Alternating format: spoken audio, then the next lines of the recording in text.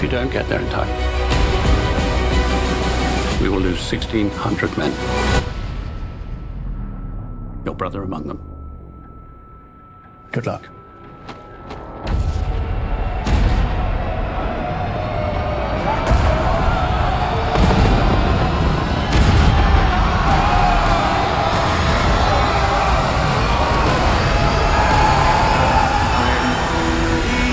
"1917" was co-written, produced, and directed by Sam Mendes and follows two British soldiers in World War I France who are sent across enemy lines to deliver an urgent message that would result in saving the lives of thousands of fellow soldiers.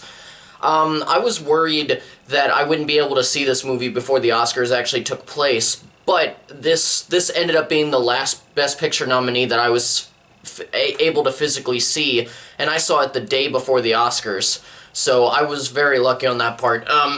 So anyway, let's just go ahead and get through the normal stuff so we can quickly get into this review. This is obviously a catch-up because I wasn't able to actually, I wasn't able to do reviews for all of the Best Picture nominees before the Oscars, so I'm just going to use this opportunity, like, over the next couple of weeks to actually catch up and,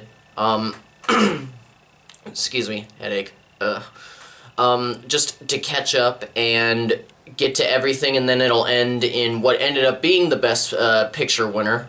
Yeah, but anyway, so before I get into my thoughts on the film, I want to throw out my normal disclaimer, you know, to help those of the uninitiated who've never seen anything that I've done. The way that I convey my thoughts is I break it down into a pro and con list. It helps me to best catalog the good and the bad, in my opinion, and while I try to keep the sections separate, if I can make a pro and con work off of each other, or if they're intrinsically tied together, then I will definitely take advantage of that. And also keep in mind during this review, if I'm sounding a little bit low energy, it's because I was at karaoke for 3+ hours last night, so my throat still hurts a little bit, but it's enough to where I can at least do one video. But anyway, there's your disclaimer and random-ass rant. Let's go ahead and get into my review of 1917.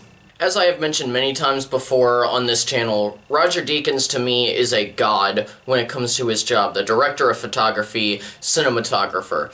For a bit, I was worried that he wouldn't win the Oscar simply because he had just won for Blade Runner 2049 about 2 years ago. But I stuck to my guns, and I put him as my pick for the win for this year's Oscars, and what do you know, he won, and I'm not really surprised. I was worried that he wouldn't win, but at the same time I'm not surprised because it was a well-deserved win. And if I had to say just one thing about the film that really stood out, it's that the film is gloriously and gorgeously shot. As most people know, which is, I'm assuming most of you watching know, this film was crafted to make it look like it was all done in one take, similar to another Best Picture nominee from a few years back, Birdman, a film that I still not have been able to see yet, which I know I want to make this kind of a more full-time thing, where I talk about movies on the channel, so why haven't I seen every single movie that's ever existed, ever? But that's not a realistic thing. Plus, while I have seen many movies, there are many that I have not seen that a lot of you haven't even seen, so I'm not going to give you shit about it. I don't know where the hell that came from. Anyway, even growing up, I was kept away from The Godfather, and I still haven't gotten around to that. All I ask is that you guys don't judge me on these things. But aside from that, this is my first one-take movie, and while it is fairly easy to tell exactly how they masked the edits, either by obscuring the camera in darkness or by obscuring the most of the frame with a CGI tree or a rock. The skill and mastery behind the film and how many different shots are in fact in one take is something that cannot be ignored and should not be ignored. I've always loved single-take scenes in movies because, you know, because of the fact that they tend to feel a bit more focused than scenes with 1 or 2 edits or 10, you know, if you take into account something like Bohemian Rhapsody, which is nothing but editing. And it's so much more difficult to film simply because there are way more chances to actually mess up, not to mention the fact that the cinematography can look amazing at the same time. Take the tricycle sequence from Stanley Kubrick's The Shining. That is arguably one of the best, or not even the best, one of the greatest scenes in all cinematic history, and it's all down to the cinematography and how it plays into it, and I just love it. And this is something unprecedented, making a war film in a one-take format. I'm kind of surprised that it didn't happen before, but at the same time, I'm not surprised. And honestly, this one makes the most sense for this genre of filmmaking. And because of it, it kind of feels like a video game, kind of like how the newer God of War was made to be like, if you somehow played the entire game through without taking a break, you know, where the camera is just behind Kratos, but over his shoulder for the most part. But, you know, just because, just being behind them or over their shoulders would have been lazy for the film. That thought in my head got kind of jumbled, but basically, I'm just saying, it reminds me of how they played with God of War, with the placement of the camera and how that worked, and it actually helped immerse you more into the story, and I feel like it was the same thing with the film. But yeah, but also instead of just... Okay, now I remember where I was going with this. Instead of just being behind their shoulders and focusing on things, you know, it just would have been a bit lazy. They played around with what they could do, especially considering the fact that, as we've seen all over, as technology advances, the technology gets smaller and lighter. And after I saw this movie, I was able to see how they accomplished things, like being able to carry cameras at low angles and having them go from handheld to being placed in a vehicle or a dolly. And if you look in the behind the scenes, it's extraordinary. Shit, I'm rambling again. Anyway, let's move on to something else. Actually, I was thinking about this right in between the transition, but there's actually one more thing that I have to say before I move on, and this one's more of a con. So, I have to complain about something. This is probably something stupid to complain about, but it's not a one-shot film. Technically, it's a two-shot film. There's a part where it cuts to black in the middle of the film just to edit in a time jump of a few hours. Maybe a half a day, I don't know. But then the film just marches on. They didn't even commit to the idea fully. Or at least maybe they could have done some kind of technical trickery to maybe play with the passage of time. At least that would have, I maybe would have given them credit for, whether it worked or not. But it didn't feel like they did anything with this part, and it was kind of disappointing. Back to more positive things, though. The film won the Oscar for Best Visual Effects as well this year. It was not my pick personally, but once I saw the reasons why, I honestly couldn't argue. I call it the First Man argument. It was the same reason why First Man won last year.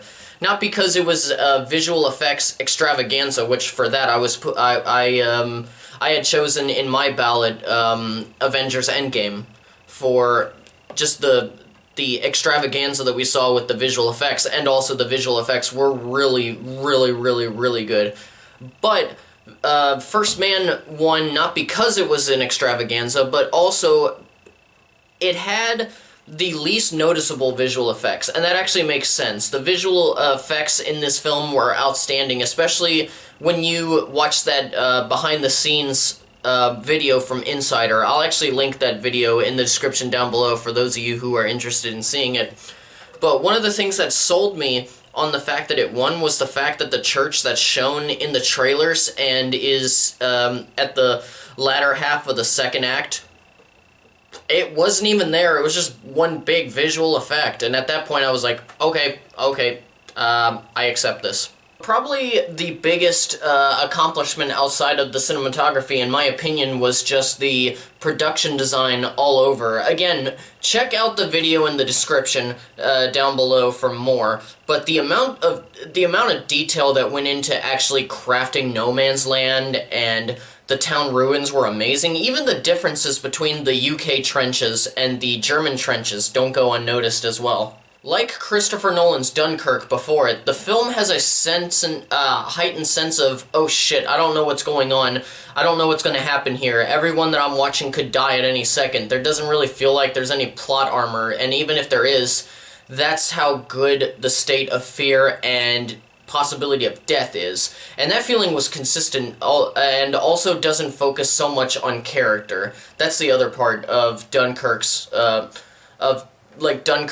filmmaking that was noticed. It focuses a tad bit more on character in this film, because for the most part we're following one or two people throughout the runtime, so there's a bit more of a focused story, not to mention that Dunkirk was told in a non-linear structure and had like maybe, when you look at it, like 10 plus main characters.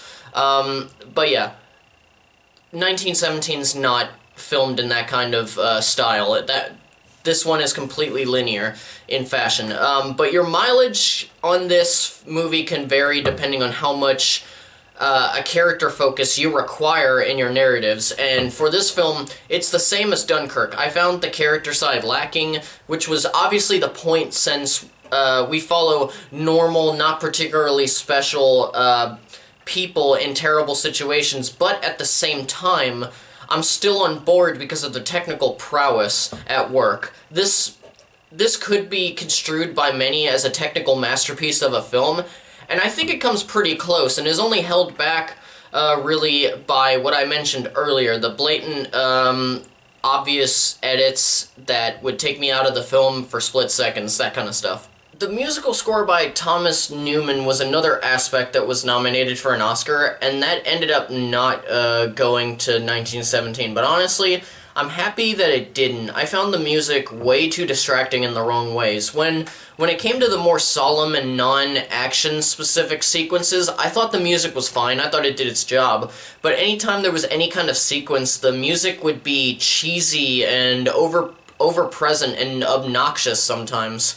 And I don't know, that was another thing that slightly took me out of the movie. Not as much as the obvious edits, but it still took me out of the movie. All in all, this is a movie that I would maybe watch definitely maybe once a year at most, but other than that, not really. And again, it's not because the movie is bad. It's not. It's just that aside from the technical prowess and everything that's going on in the film, it's just another war movie, and if I had to pick which one I preferred, 1917 or Dunkirk, I would personally say Dunkirk, because that film felt original in a way that it was tackling a war film, and because elements of, you know, Dunkirk worked compared to 1917, and plus I have to say, 1917 just felt like it was doing what Dunkirk was doing with the story, therefore making it even less original.